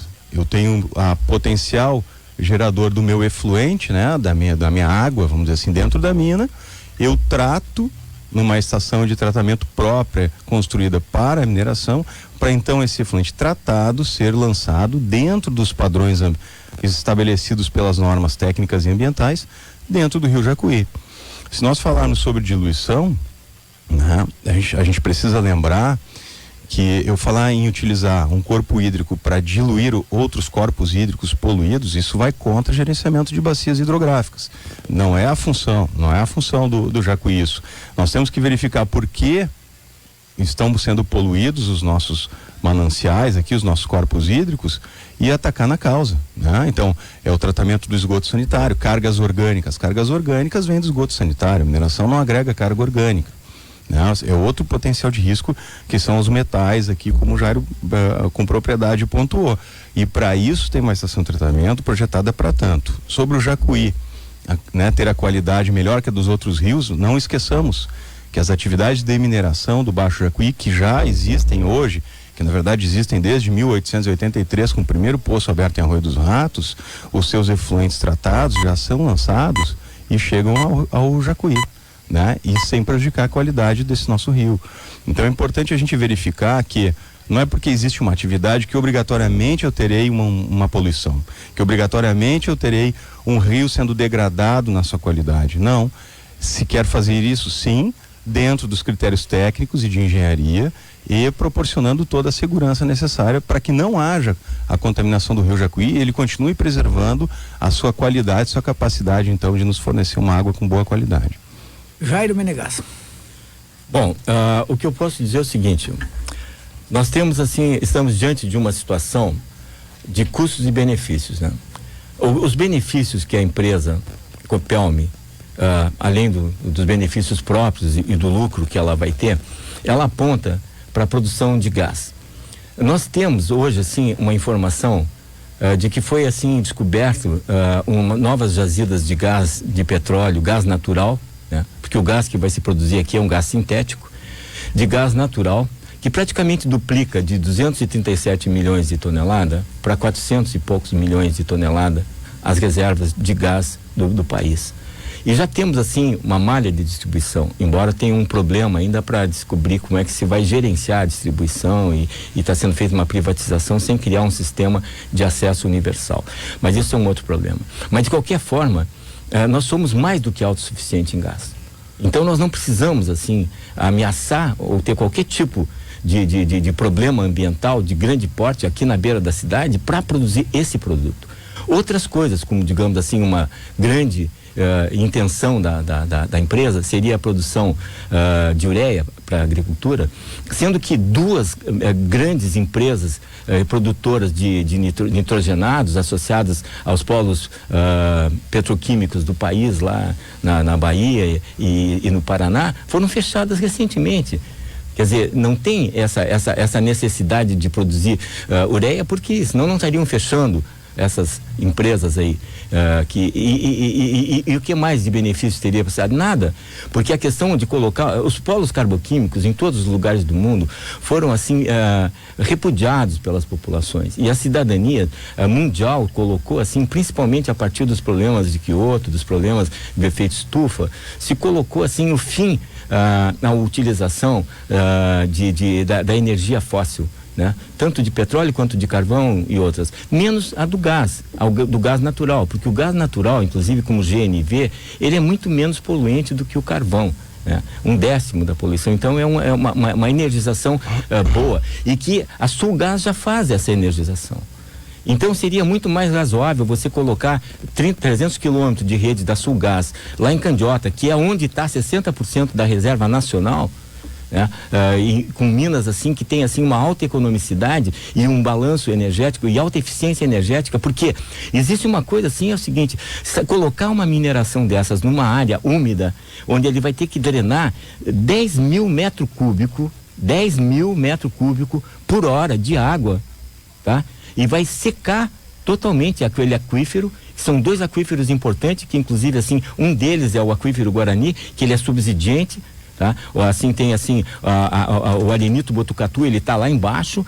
E então a contaminação desse aquífero também é um problema muito grave, porque nós temos uma coisa assim, ó, que é assim o custo de oportunidade. Se nós, em vez de fazer uma exploração de carvão, nós fizéssemos apenas exploração de água mineral e cada família pudesse ter o seu poço, nós teríamos uma geração distribuída de rendas e o enriquecimento de milhares de pessoas, em vez de ter o enriquecimento só da família Freitas lá do Rio de Janeiro. Então tem muitas oportunidades, e toda a vocação da região metropolitana seria alterada, porque a região metropolitana já foi uma região industrial. Agora as indústrias estão indo para Caxias, para Bento, para outras regiões, e aqui está se transformando em áreas de serviço, em área de hotelaria, área de turismo. Aqui é uma capital, é uma unidade de administração política, e todo a atividade de turismo, por exemplo, que agrega mais de 60 mil pessoas, são 3 mil hotéis e pousadas e tal, poderia ser prejudicada se nós tivéssemos qualquer mancha ou chuva ácida ou qualquer mancha de poluição prejudicando o nosso pôr do sol, que é uma possibilidade muito grande. Se vai colocar um colo carboquímico do outro lado, vira o vento e traz uma mancha de poluição. Nós já estamos assistindo o pôr do sol e de repente uma mancha de poluição na frente acaba com a cidade. Pois é, Cristiano Weber. Só uma coisinha, Juremiro, só pra gente situar um pouco os ouvintes. O projeto depende efetivamente do que para começar a funcionar? Está aprovado. Ele está ali, não, para mim a pergunta? É isso, licenciamento. Isso. A FEPAM agora recebeu o EIA-RIMA. Mais perto, por favor. Diga, Cristiano Weber. Então, nós estamos em processo de licenciamento ambiental, abrimos esse processo de licenciamento, né? Ele começou todo o trabalho de licenciamento em 2014, tá?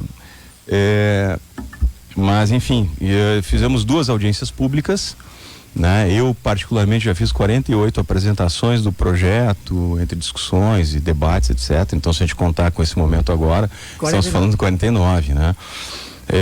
Em Eldorado do Sul, Minas do Leão, Charqueadas, Porto Alegre, alguns fóruns também, enfim. Mas o que vocês oferecem, assim, quando vocês dizem, olha, é importante criar isso, além, é claro, uma empresa que quer ter lucro, tudo bem, é lícito ter lucro no sistema capitalista. E necessário, né? Pois é, mas assim... Mas não sob regime de monopólio. Bom, agora, o que vocês oferecem para a sociedade com isso? O que nós oferecemos para a sociedade com isso? Bom, como eu estava dizendo, o que a sociedade ganha com isso? Nós estamos falando de um projeto que é um investimento de 600 milhões de reais na abertura da mina, tá? Só da mina. Que esse projeto, ele viabiliza um polo carboquímico, porque não virão investidores estrangeiros aqui, né? Fazer investimento de 60 milhões de dólares, por exemplo, num projeto carboquímico, né? Só para fazer o projeto, depois mais o licenciamento, e daí na hora que eles vão operar diz assim, agora eu preciso do carvão. Aí não tem o carvão. Então isso não é viável, primeiro se licencia a mina. O que representa para a sociedade gaúcha a mina e o polo carboquímico somados? 13 mil empregos, né? Só na mina a gente fala em 218 milhões de reais de arrecadação de impostos, tributos por ano, somente na mina. O Rio Grande do Sul tem um polo petroquímico, né? Eu não, vamos dizer assim, um polo petroquímico é a mesma coisa que um polo carboquímico, em vez de se usar o petróleo como base, né, para a realização desse processo, a matéria-prima, que nós não temos aqui no estado, se propõe usar então o carvão mineral. Existe tecnologia para isso, né? E que a gente então vai estar com uma matéria-prima que existe aqui dentro do nosso estado, no nosso subsolo, mais de 80% das reservas do país, a gente vai estar agregando valor, gerando emprego, gerando renda, né? Aqui dentro do estado. Eu acho que não é desconhecido, né? Que nós temos um problema assim de desemprego no nosso estado, nós temos um problema de arrecadação de impostos, atividade industrial está enfraquecida, né? E mesmo com esse cenário de economia, vamos dizer assim, baixa, né? Uma atividade industrial fraca, a nossa bandeira da nossa conta de energia está entrando agora no amarelo, né? Por que está entrando no amarelo? Então a gente tem que pensar em matriz energética. O carvão, sim, ele é muito necessário. Existem tecnologias, né, que garantem que a gente não vai ter um pôr do sol que vai ficar ofuscado em Porto Alegre, que não vai haver chuva ácida, porque todas essas emissões, elas precisam ser tratadas. E além disso, no polo carboquímico, diferente do que se usa numa termoelétrica, onde me interessa somente a energia da queima do carvão, né, eu utilizo os gases da queima do carvão. E a partir desses gases, eu tiro então essas moléculas que interessam para esse processo carboquímico. Então eu vou ter no final uma emissão naturalmente já muito mais branda, com muito menos poluentes ali. E que igual vão ser tratados para que essas emissões para a atmosfera, elas ocorram dentro dos padrões legais. Ninguém está propondo aqui o desenvolvimento a qualquer custo. Pelo contrário, é o desenvolvimento com as melhores práticas de engenharia, com toda a segurança necessária para o cumprimento da nossa legislação. Não é um projeto aventureiro e irresponsável, né? A Sulgás já faz energização também, né? O Menegas falou a questão, né, de que nós temos gás aqui no estado. O gás que chega aqui no estado, ele vem através de um gasoduto e, para quem não sabe, nós importamos gás da Bolívia. O contrato com a Bolívia está acabando esse ano, né? Os nossos táxis que estão passando agora aqui na rua, eles utilizam o gás natural, né? O Uber utiliza o gás natural porque é mais barato. Então se está propondo trazer essa produção de combustível gerando emprego aqui dentro, e não a gente trazendo de outro país, pagando imposto para outros estados onde passa esse gasoduto. Nós vamos gerar aqui com a nossa riqueza. Nós precisamos empregar a nossa mão de obra, né? As pessoas que estão aí precisando de emprego. Eu acho que esses são argumentos suficientes e necessários, né? Para que qualquer pessoa consiga julgar por si mesma se quer um projeto desse ou não. Volto a frisar, nós não estamos falando em desenvolvimento a qualquer custo, estamos falando de desenvolvimento sustentável. Alguns comparam, mas a Borregara veio para cá. Pelo amor de Deus, a Borregara veio para cá na década de 70. Vamos então, deixar a Borregara do lado. Só para eu também poder, né, me expressar aqui. né? Então existem essas comparações que nós estamos num outro século, né? Nós temos tecnologias já disponíveis para isso e, como eu disse, vamos garantir a qualidade ambiental. Perfeito. Bom, Menegas. tá bom. Eu gostaria de começar por essa questão capitalista, questão do desenvolvimento, porque essa é uma linguagem que o Cristiano traz e a gente não pode deixar de analisar. A questão da avaliação do projeto, em primeiro lugar, a gente tem que ver assim o custo de oportunidade em termos de relação à alocação. Nós achamos que o carvão pode ser desenvolvido ao lado de cada mina que existe, das dezenas de minas que estão abandonadas aqui no Rio Grande do Sul e que são minas associadas a termoelétricas de tecnologia que foram fechadas. Tem 5 ou 6 grandes minas. Cada termoelétrica que foi fechada pela ANEEL, e tem mais de 10, né, porque elas foram ficando obsoletas e tal, tem uma grande mina ao lado. Então cada mina dessas poderia ter assim uma gaseificadora, uma indústria gaseificadora ao lado dela, e simplesmente a rede de gás ia até elas. Então nós teríamos assim que aumentar a rede da Sulgás 300 quilômetros até a região da Campanha, a metade sul, que é empobrecida, e fazer a geração de impostos e a geração de energia e a geração de gás lá. E não precisamos trazer para a região de mais alta sensibilidade do estado, que é o delta do Rio Jacuí, essa atividade mineradora. E outra coisa, assim, a lucratividade, o índice de rentabilidade, tanto do ponto de vista energético quanto a rentabilidade econômica, é baixíssima, porque o carvão está aqui a 90 metros de fundura. Lá na região de Candiota, ele está a 30 metros de fundura. Lá as minas já estão abertas, então todo o custo de abertura já foi suplantado. Então é só chegar a explorar o carvão e botar dentro de uma indústria. Então nós não temos por que estar correndo todo esse risco, e principalmente nós temos que ver outro serviço ambiental muito importante, que é a questão do amortecimento. O amortecimento significa assim, antes de chegar no delta do Jacuí, que é um parque, a mina vai ser colocada ao lado de um parque, e tem uma lei que proíbe fazer qualquer atividade econômica a 10 quilômetros de um parque. Isso já seria uma ilegalidade, por exemplo, desse projeto. Mas ali, as águas do Jacuí, quando elas têm uma chuva torrencial, elas escoam para dentro das lavouras. Então isso chama um amortecimento. É uma zona pulmão, que todos os rios têm zonas de amortecimento e recarga. E ali ela vai fazer assim uma inundação, que depois essa inundação, a umidade que tem ali é que garante as nascentes, que garante os banhados, que garante a vida toda que tem associado àquilo. E se nós fizermos uma drenagem desse lugar, 500 poços artesianos de toda a periferia ali poderiam estar prejudicados. Mais ainda, a mina vai pegar o lodo, porque eles não falam que eles vão ter rejeito, né? Mas a mina que usa... De onde vão os rejeitos? Os rejeitos vão ser enterrados no fundo da mina. A Copelme diz que vai ser enterrado porque eles vão fazer uma compactação. Só que eles vão botar explosivo, todo dia vão dar uma explodida. Quer dizer, o que garante que eles vão enterrar um lodo altamente contaminado com metais pesados a 100 metros de fundura e na superfície vão estar detonando. E quem garante que esse negócio vai ficar impermeabilizado lá embaixo? E se aquele negócio fluir e vazar e tiver qualquer tipo de acidente, que é um grande risco, vai contaminar todo o nosso aquífero Guarani, que é usado para abastecimento de centenas de milhares de pessoas aqui na região. Então nós vamos ter que correr esse risco. Para quê? Para que o senhor Freitas possa... o senhor Freitas? É o dono da empresa que mora no Rio de Janeiro lá? Na verdade Farias. Farias, tá? O senhor Farias, que mora lá no Rio de Janeiro, e seus filhos possam passar, digamos assim, mais tempo num hotel em Paris ou em Seychelles, ou seja lá o que for, não se justifica. Se eles querem ter lucro, que tenham um lucro de uma maneira decente lá na região de fronteira. A proposta, Cristiano Weber, se eu bem entendi, é que a empresa, em vez de fazer a exploração em Eldorado, faça em Candiota, onde já está instalada. Por que não é possível isso? Por que é melhor fazer aqui? Eu vou explicar essa questão técnica. Vou começar pela situação então da gaseificação. A Copelme avaliou suas reservas em 2013, tá? E encaminhou os seus carvões, então, especialmente o de Candiota e esse aqui do Baixo Jacuí, aqui da mina Guaíba, para o GTI nos Estados Unidos, que é um instituto de especialista em tecnologias de gaseificação.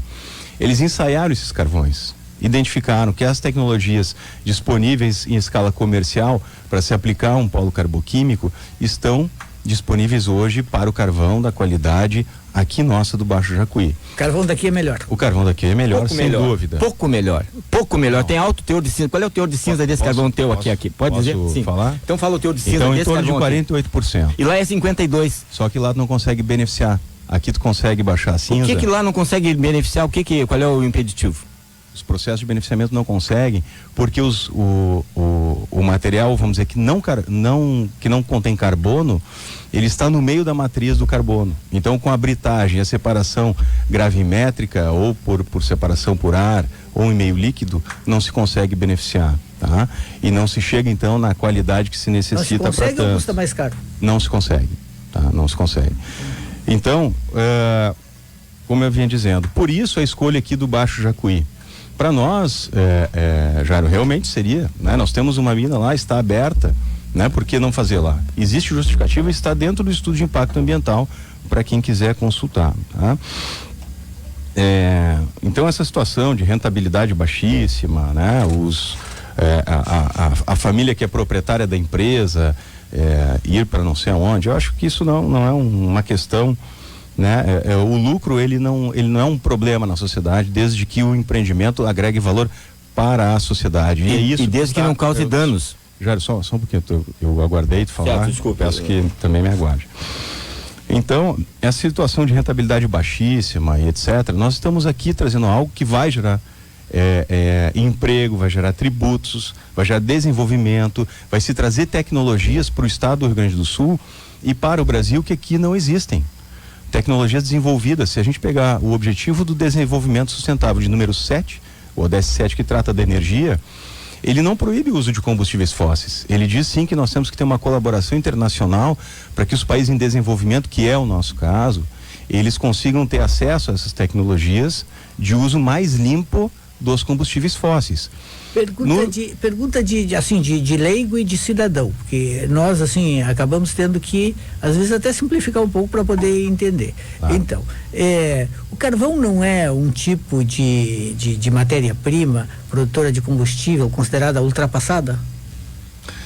Seria ultrapassada se as tecnologias de uso dele fossem do século passado, e não são. As tecnologias evoluíram, o mundo usa carvão. A matriz energética mundial, ela vai ter, no melhor dos cenários, dito pela Agência Internacional de Energia, a participação de 12% lá em 2040, ainda na matriz energética mundial. Então nós precisamos, a questão nós precisamos do carvão. Por exemplo, apenas 31% da demanda de energia primária mundial vai ser atendida por energias renováveis em 2040. Tem que falar do Brasil. A China, a Rússia é diferente do Brasil. Só um minutinho. 80% é da China, tem que falar do Brasil. Só um minutinho. Então, aqui no Rio Grande do Sul, então, se a gente quer falar de forma mais regional, nós precisamos do carvão porque nós trazemos energia de fora, porque a gente não é autossuficiente em produção de energia, né? Nós temos um potencial energético, por exemplo, em PCHs, que já está praticamente esgotado. Alguns dizem, mas vamos substituir por energia eólica, por aerogeradores e parques solares.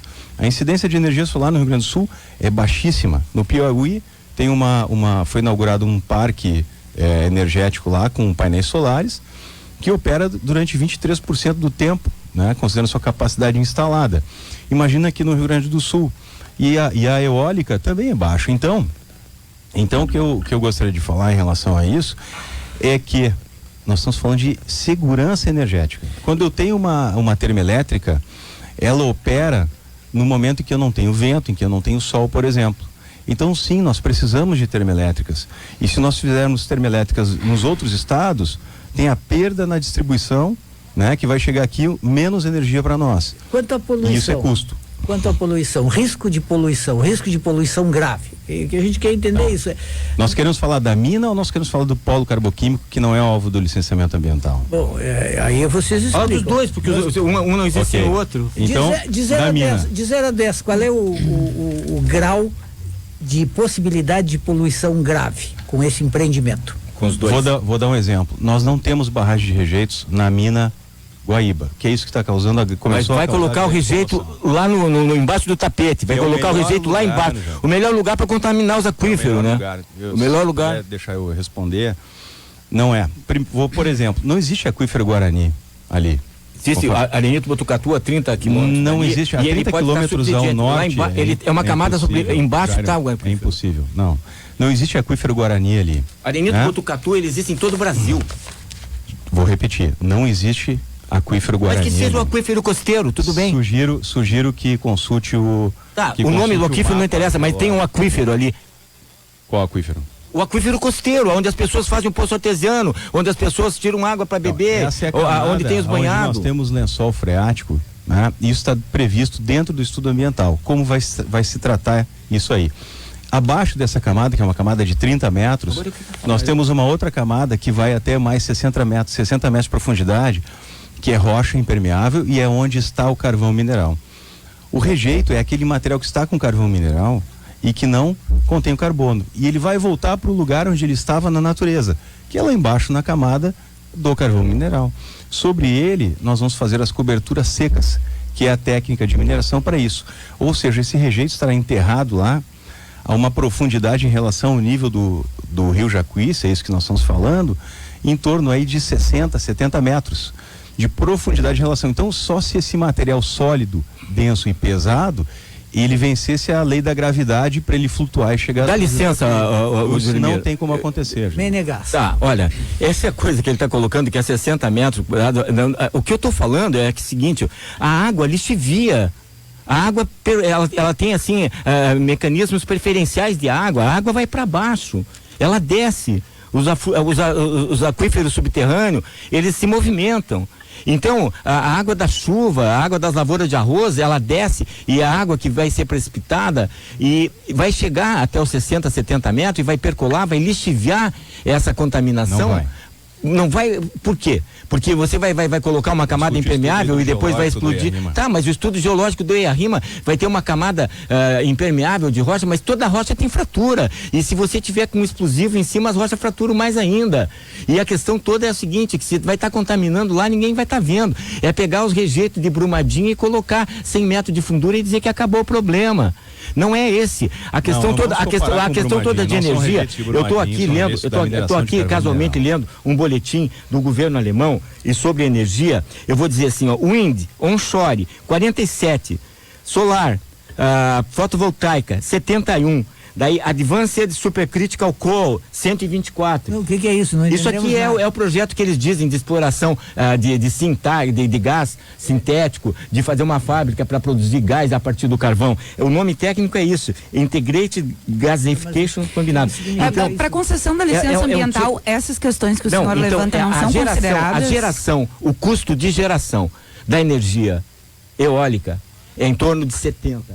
Da energia solar, fotovoltaica é 70, da energia eólica é 47 e dessa energia de gás é 127.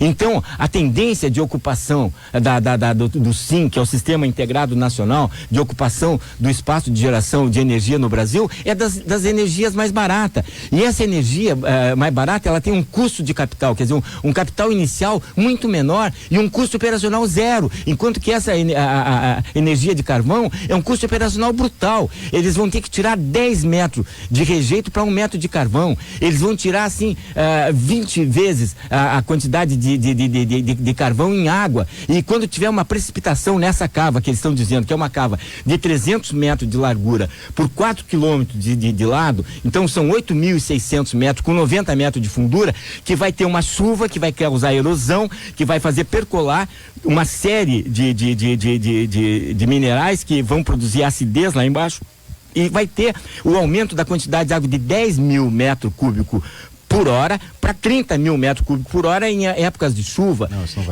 E essa carga, ela vai vir afetar diretamente, porque ela não vai ter estação de tratamento que vai servir para isso. Então daí ela vai afetar diretamente a qualidade da água. Além disso, a retificação do arroio pesqueiro e do arroio jacaré, que tem uma água de nível 4, que tem alta carga de matéria orgânica, quando chover, ele vai vomitar essa matéria orgânica toda para dentro dos aquíferos. A retificação desses arroios devia ter sido avaliado independente do EIA-RIMA. Rima. Quer dizer, o que eles estão pensando assim, e outra coisa assim, o beneficiamento do carvão é a lixiviação do carvão. Você pega o carvão, pulveriza, e desde que ele chega, lava. Depois quebra um pouco numa britadeira, lava mais um pouco. Depois transforma em pó e lava mais um pouco. E na hora de fazer assim, o carvão puro, que é uma espécie de placa, que nem uma placa dessa que a gente usa para fazer assim a abelha ali, né, para botar uns caixotes, uns castilhos, essas placas de carvão, mais um banho, daí é térmico, entendeu? E essas águas fervidas todas, elas não têm estação de esgoto estação de tratamento que tire a poluição que elas vão ter. Você pegar uns filtros para lavar depois de um processo desse, é um filtro altamente sujo, e aquela água vai ir para algum lugar. Bom, Cristiano Weber, vai para onde essa água? Olha, na verdade tem uma série de afirmações aqui, né, feitas de forma bastante atropelada que não conferem com o que foi estudado. Em primeiro lugar, tem um estudo hidrogeológico feito por profissionais responsáveis, né, que são nós trabalhamos com 92 responsáveis técnicos de todas as áreas, da sociologia, da geologia, da engenharia de minas, engenharia civil, dentre outros, né, que fizeram estudos, rodaram modelos matemáticos para se verificar a questão hidrogeológica, que é essa situação da água subterrânea, para poder dizer com segurança se existe risco, se não existe, depois propor as formas de se controlar isso tudo de forma responsável, né, de forma com domínio técnico, e que essas pessoas, depois de fazerem todos esses estudos, né, são meses realizando todos esses trabalhos, né, culminou num estudo de impacto com mais de 6.000 páginas, né, nós temos muita bagagem aqui envolvida, gera no final 92 ARTs, ou anotações de responsabilidade técnica, que essas pessoas que fizeram essas afirmações, fizeram estudos e colocaram lá dentro, escrito com a sua assinatura, se responsabilizam pelo que estão afirmando. Desculpar, ninguém tá contra os estudos, eu tô contra a Copel me pega os estudos desses 92 caras e ela transfere, e ela transforma esses estudos num EIA, ela que é a responsável. Você pega 20 trabalhos bem feitos, eu não estou falando contra os técnicos, eu estou falando contra o relatório. Vou poder terminar minha fala? Por favor. Então, é o seguinte, nós não podemos ser irresponsáveis aqui, né, e fazer afirmações sem estudos, sem o mesmo rigor técnico, né, falar de forma aleatória e conceitual, por favor, não. Essa questão das retificações dos arroios aí, não confere também, não confere, isso foi afirmado por quem não conhece a área. Então, a gente, em primeiro lugar, tem que trazer o discurso aqui, a conversa aqui, o debate aqui, para um bom nível técnico, em primeiro lugar, né?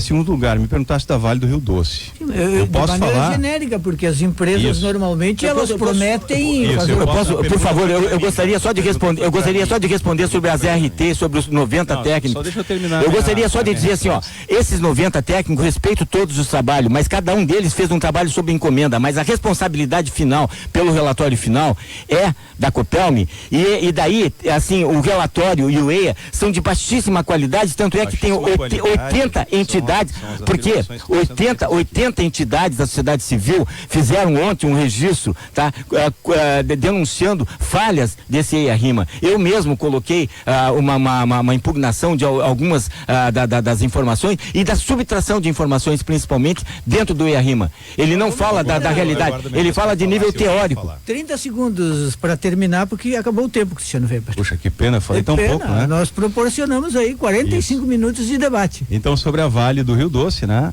Eu trabalho na Copel Mineração, empresa que opera há mais de 100 anos aqui no estado, cumprindo com seu papel social, cumprindo com suas obrigações, né? E então nós não estamos falando de uma outra empresa pela qual eu não domino e não vou falar aqui. Agora, nós não temos notícia aqui que a Copelme, que tem a maior barragem de registro do Rio Grande do Sul, que ela tenha rompido uma barragem, que tenha causado acidentes. Vamos cuidar para não tratar de forma generalizada questões pontuais, né? Então, acho que a primeira coisa é essa. Bom, sobre as afirmações que foram feitas aqui, foi feita uma série de afirmações inverdadeiras, sem responsabilidade, porque eu não estou vendo aqui uma anotação de responsabilidade técnica, não estou vendo os estudos que comprovem essas afirmações, ao contrário do que está lá no EIA-RIMA, que os responsáveis assinam e se comprometem com o que está lá. A responsabilidade final, não é da Copelme. Ela será da Copelme se houver uma licença de prévia, uma licença ou de instalação de operação no nome da empresa. Aí a Copelme passa a ser responsável. A responsabilidade dos estudos apresentados são da Copelme. Os técnicos são Quem fez o relatório foi a Copelme. São independentes. A Copelme não faz relatório. Não teve uma empresa que fez o relatório, foi a Copelme que fez o relatório. O processo de licenciamento ambiental, ele deve ser feito aqui no estado por técnicos independentes. E assim foi feito. Então, por favor, seriedade nas discussões. Muito obrigado, Cristiano Weber, Jairo Menegas. Posso uma palavra? Uma palavra, então. Então, eu só gostaria de dizer assim, nós registramos até o dia 4, em tempo hábil, mais de 50 notificações sobre falhas do EIA-RIMA, né, da Copelme. Isso aí é uma coisa que tem que ser um motivo para um outro debate, porque inclusive nós estamos requerendo que a FEPAM faça uma audiência pública em Porto Alegre, porque Porto Alegre vai ser diretamente atendida. Faremos Afirmo outros debates, aqui. Então vamos acompanhar e faremos outro debate, dada a importância, a relevância do assunto. Muito obrigado. Final de programa, Thaline. O Esfera Pública fica por aqui, num oferecimento Unimed, cuidar de você, esse é o plano. CEPER Sindicato, a força da escola pública em nossas mãos, a Durgues Sindical, em defesa dos institutos federais e das universidades públicas, Sindibancários, diga não à reforma da Previdência, e Sindifisco RS, auditor fiscal, menos sonegação, mais receita para a sociedade gaúcha. Vem aí a Lila Vieira com o Guaíba Notícias, depois o Guaíba News com a Samantha Klein e o Gutierrez Sanches. Até amanhã.